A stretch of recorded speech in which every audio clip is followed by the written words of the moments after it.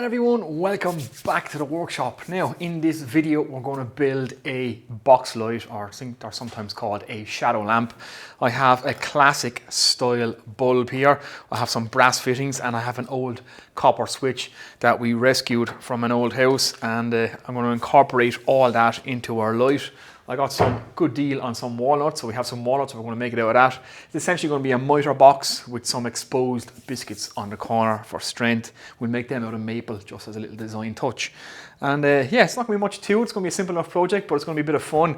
And the trickiest part will be hiding the flex, so we don't want to see the flex anywhere out through the light.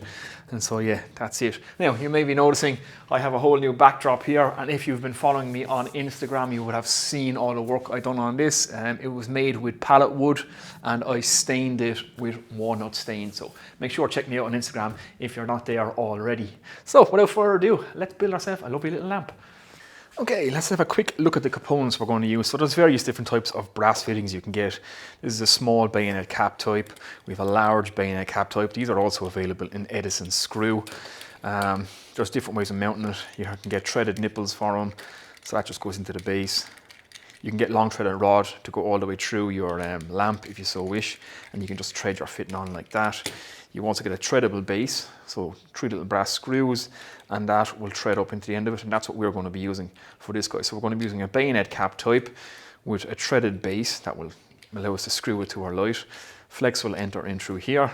Then we're going to use this real old copper switch. We're going to polish this up, keep some of the patina on it because we don't want it looking too new. So we'll give it a rub with the wire brush on the bench grinder. It's a nice soft brass brush, and just give this a quick polish up and get a nice patina pattern on it.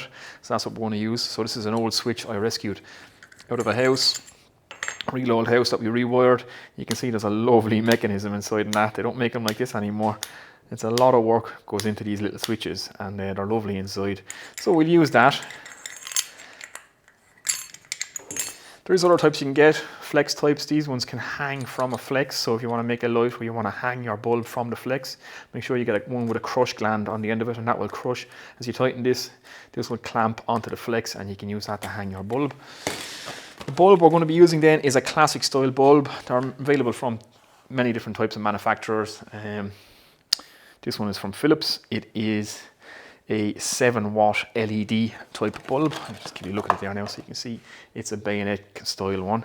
And these are the classic range. So like I say, these are available in Edison screw as well. Now we might need to dim this. It is a dimmable LED. Just make sure you get a dimmer switch specific for LEDs. They are different to your incandescent bulb LED dimmer switches, so make sure you ask for an LED dimmer if you're dimming LED bulbs. So yeah, that's the components we're going to use. Bit of flex, and the trickiest part, like I say, is going to be getting the flex into the light. So without further ado, let's crack on. Okay, so this is what we're going to be using. This is our piece of rough sawn walnut. I got a good deal on it, so I bought 2 pieces. I couldn't resist when I was out there, so we have some for later, some more projects. So what I'm going to do is I'm going to cut off the bad end. So usually you would find on the end of these boards they taper off towards the end, whatever way they mill them up. There's always like a load of snipe on the end of it, so it's probably, you know, it's like there's almost 5 mil in the difference between here and down here. So we'll start. I'll cut from this and we can use this for something else later on. So I want to cut 2 pieces at 400 and then 2 pieces at 250 mil. And that should give us our 4 pieces that we're going to need for this.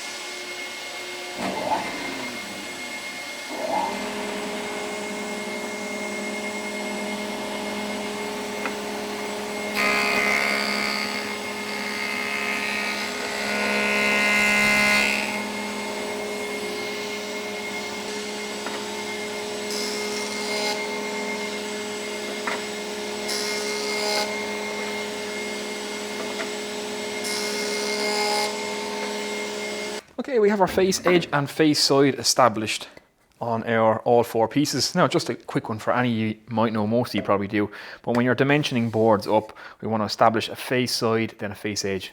So we run this across our planer, get our face side perfectly flat, then we can put that against our fence, and that will ensure that our face edge will be exactly 90 degrees to this face. And then we can take this and put it through the thicknesser and ensure that this face is exactly parallel to this face and this edge is exactly parallel to this edge.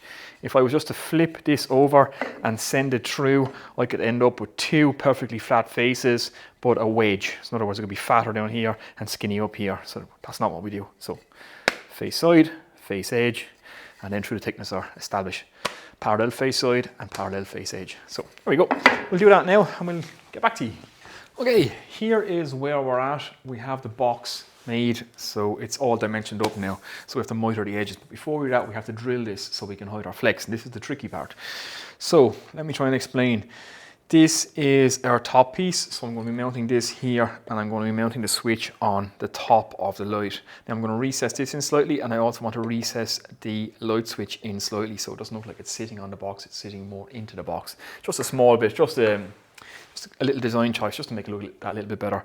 So we gotta hide the flex inside in this frame now and bring it out through the back of the light fitting at the middle, and we're mitering all these edges. So before I do the miters, I have to drill straight through all these pieces, and this is the tricky part. So the top one is not too bad because it's nice and short, so I can put this on the pillar drill and drill straight down through here to the center. Then I will drill 2 holes with a Forstner bit, one just big enough to recess this one in, and one on the top then big enough to recess our switch in. And then I can drill straight through this piece to connect the 2 of these. So that's that. That's not the biggest problem. The biggest problem is the side piece. I have to get a hole all the way through this piece, and it is pretty long. So this is going to be pretty hairy. I'm going to do it on the drill press, so I'm going to set everything up. I'm going to set it up with the laser. I'll show you all that in a minute. And I'm going to use a wing bit to drill straight through this piece. Or we might actually drill in one side and then drill in the other side. That might be a safer bit, and try and line it up. And then on our base, we have to line that hole up with the edge of this. So we have to start a hole in the center of this piece and have it exit in the middle at the back. So we'll be drilling a hole at an angle straight through this piece. That is the plan. So we will clamp this to our fence at an angle, and we will try and drill and aim to hit out here. This will be the back of the piece, so if it's not 100% center, it's not going to be seen, but we'll try and get as center as possible so our flex will come down and run out here. Okay, let's do it. If we mess this up, it's game over. Okay guys, I have it fully set up here now, and you can see I have it lasered. So I have the laser straight down the bit and straight down the middle of my piece of wood. I've lasered in the front and to the side. So I'm going to drill halfway down with this wing bit and halfway from the other side. So there's no room for error here, so I have to get this right, but it's laser aligned. So as long as I can keep this bit straight and drill slow, I should be good. So let me rock on and do this.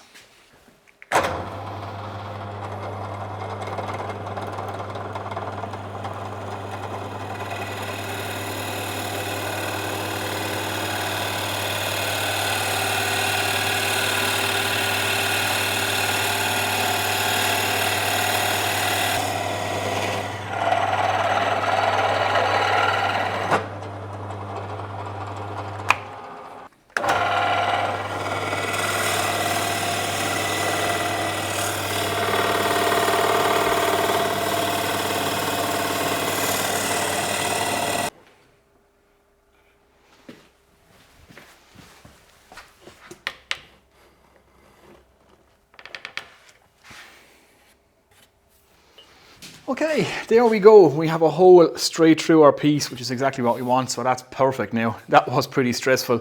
It wasn't as stressful getting the channel tunnel to line up, but once you use the laser, take our time.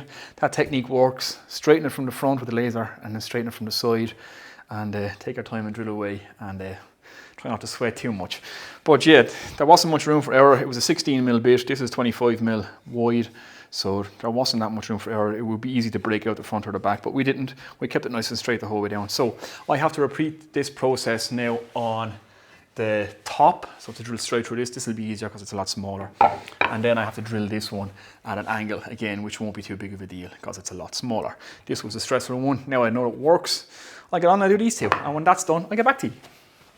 Okay guys, this is where we're at. We have all our holes drilled now and no major mistakes. One little tiny little small little thing, but it's repairable. So we have our holes straight through our long piece now, and we have our flex hole out here. So it enters here, so this will mitre onto our long piece hole. The flex will run down through this, and out the back here inside in the frame. It will come up the top then, in through here and out through here. This is our switch, so we'll have to chase that over a small bit more. This is where we had a small little hiccup. So the wing bit or the flat bit was getting very close to the surface there, so I had a small little bit of chip out, but a little bit of filler, and that won't even be seen. So I just wanted to put a recess in here, just so the switch was sitting in the light a little bit, and rather than sitting up on top of it, I thought that would be nicer. And then I put a little small recess underneath, just for our light fitting to sit in there flush, rather than sitting on it with screws in it again. So there we go. That fella's going to sit there like that, and that's going to sit on top of that, and we won't see the flex except when it's exiting the light fitting out the back, and those two will be directly over each other like that, if you can see it. Okay, there we go. So that's where we're at. So our next step then is I'll chase a small little channel over here with the chisel. That's only 2 seconds work. I won't even bother showing that. And then we need to mitre all our edges. Then once it's mitred, we can sand all this. It'll be glue up, but we'll have to glue it up with the flex in place. So we'll have to run the flex through it, then clamp it and glue it. So let's do that.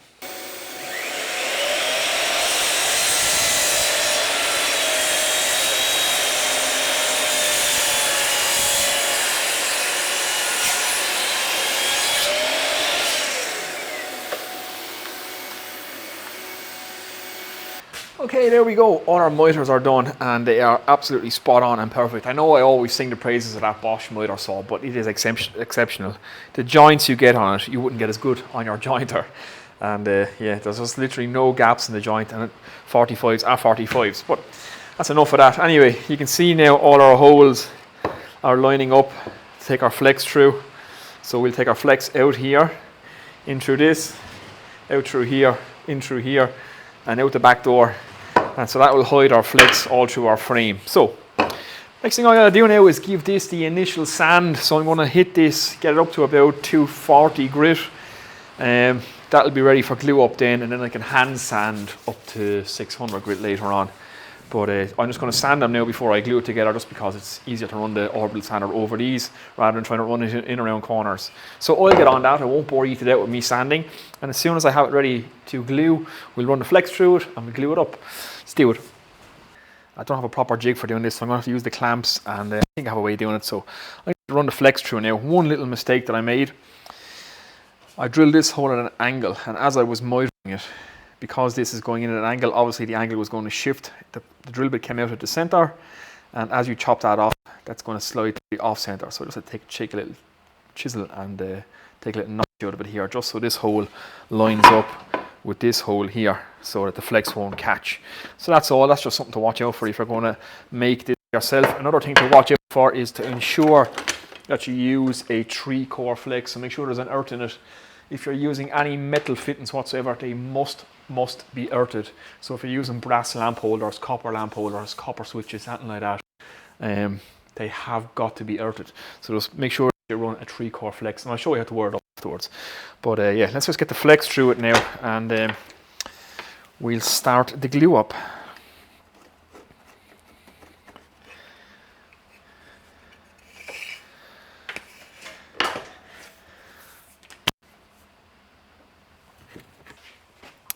This bit now could be a little bit awkward.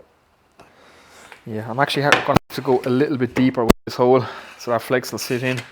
So I'll do that, and I'll get back to you. Hey, there we go guys, we are all glued up. So I have 2 clamps across the way on the bottom, 2 clamps crossing the top, then I have 2 clamps lengthways, and I had a wee bit of an accident. So when I was adjusting this hole to allow the flex to go around, that piece that I drilled wrong, I knocked a chunk of the edge off.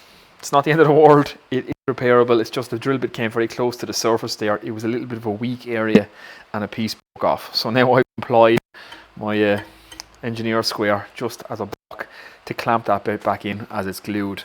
And It's going to require a little bit of filling and a little bit of sanding, but it's the base of the lamp, so you know, these things happen. The main thing is we can put them right. That's what it's all about. Okay, so Storm Jorge has just arrived. It's now going to wash my shed or blow my shed again. So I'm going to leave this for tonight.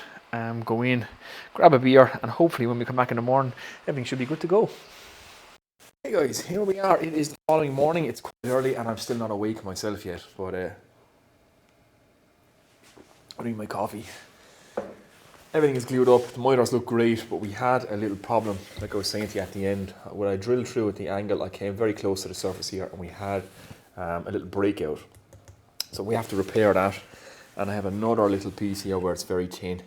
The barest little bit here up at the switch. So we have to do a small little repair there. So I'm going to mix up some of the walnut sawdust, mix it with a bit of glue. We'll patch this, let that set, then we'll give this a sand.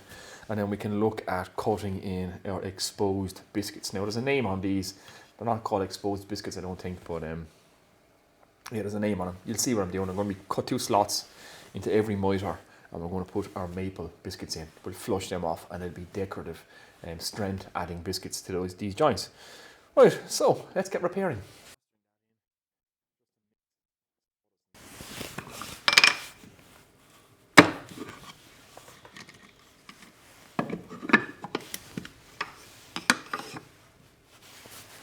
Okay, so I've marked out for our decorative biscuits. That's what I'm calling them anyway. So I've come in 15 mil, then I've squared a line down both sides, and I've come 30 mil in from the edge. So I'm going to take my saw now and cut from here to here, just a slot. I'm going to use a tenon saw because it's slightly wider.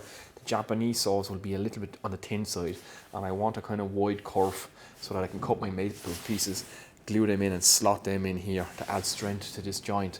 Do that all the way around. Now I wanted to keep the spacings a little bit closer, but because of where my flex pops out at the bottom, you can see it here, I have this damaged section, so I can't go into this. So I had to keep 15 mil as far in as I could go. It would be nice with a third one in the center, but that's when my flex runs, so it's 2 and slightly out to the edge we have to go with. So it shouldn't look too bad, but yeah, it should look quite nice with the maple slots in here now. So let's get cutting these out.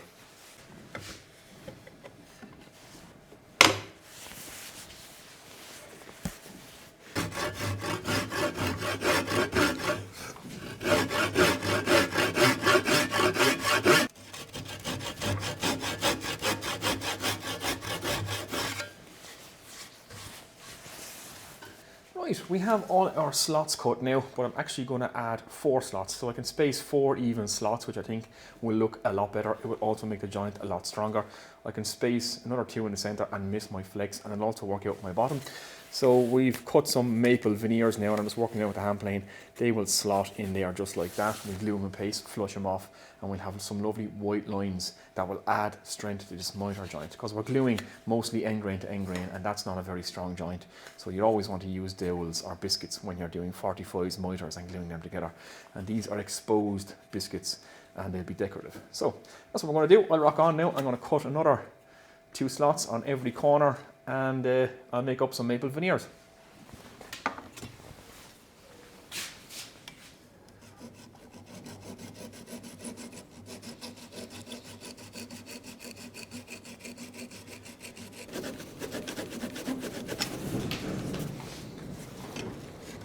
Hi guys, I am sanding this piece now. I just wanted to show you this. So here's our base. Remember where we had that big hole? So we glued in a piece, mixed up a bit of sawdust and glue and patched it all. So you can't even see it now. You look really close, you can begin to see it, but as I sand that a bit more, it'll all begin to blend in. So yeah, things are never as bad as they seem. So when you look like you have a catastrophic hole in your piece, it is repairable. So don't panic. And a little bit of glue, a little bit of sawdust. It's amazing what you can cover up. Right guys, we are sanded up to 600 grit. So I've just rolled off all the corners, made everything nice and tactile, sanded everything down, and we're looking pretty good. So I'm going to get some Danish oil on this now, and like always, this is my favourite part, applying the oil finish, and you get to see what it's going to look like. So let's get on that.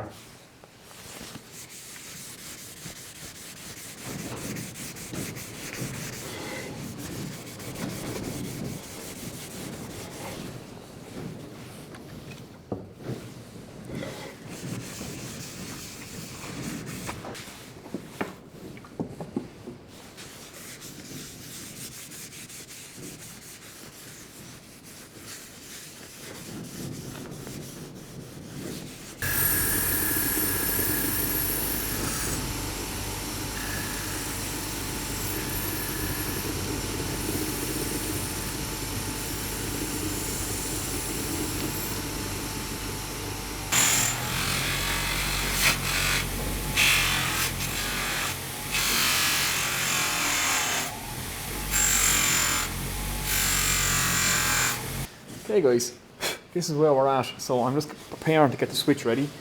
And the switch is actually a nice little brass switch. So I left some of the patina on it and then polished up some of the edge so it'll look nice there. Now the deal with the switch is, obviously it's not made for this situation, it's made to go on a wall, but we're kind of retrofitting it into this. So when you're wiring your light, carry your live or your neutral and your earth straight through, unless you have an earth terminal on your switch. This switch is so old it doesn't have an earth terminal, which is not ideal because it has a metal outer plate which should be earthed, but there's nowhere to put an earth on it, so we have to do what we have to do. And then I had to cut just 2 little channels here, just rough them out roughly so that the cable can just sit under the switch. So our cables have to come up into our 2 terminals here. So you bring your live into your switch, and then your switch wire up from the other side of your switch down into your light. It's very simple. I'll do a video on how to wire all this stuff later on, but for now I'm just going to get on and get this done. So that's going to sit in there like that, and we are going to put in our lamp holder. Now hopefully you can see this on the camera. I can't see the camera myself at the minute, but there's our earth terminal on our lamp holder that has to be earthed, and we will do that from the inside out. I'll just show you this. I'll pull it apart.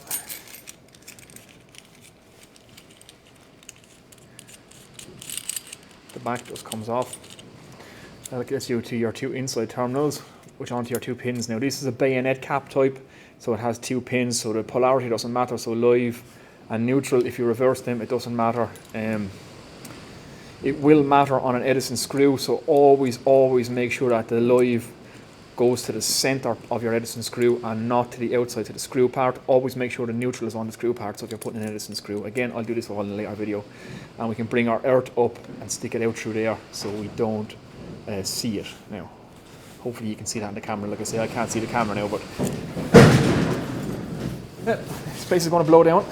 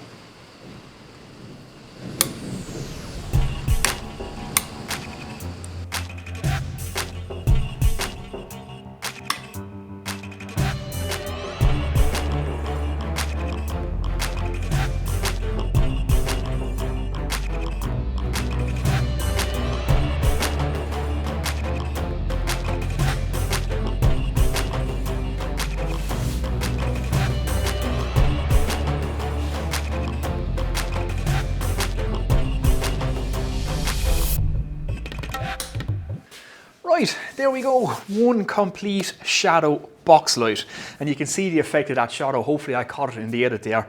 It throws light out front and back, and it's blocked on the side, so you get that nice shadow effect from the light. And yeah, I'm pretty happy with how this turned out. Walnut with Maple Mitre Splines. Now I know I've been calling them biscuits the whole way through the video. They're actually Mitre Splines, that's the correct name for it. I went in and I googled it because it was driving me crazy. I couldn't remember the name of them, and hopefully it wasn't driving you crazy too. But yeah, the antique brass switch, which I thought was copper, is really nice. We left some of the patina on it just to, you know, just for the look, and I'm pretty happy with how that turned out. The classic style LED bulb, again, it kind of replicates those old style Edison bulbs, and it looks really nice too. Dimmable too.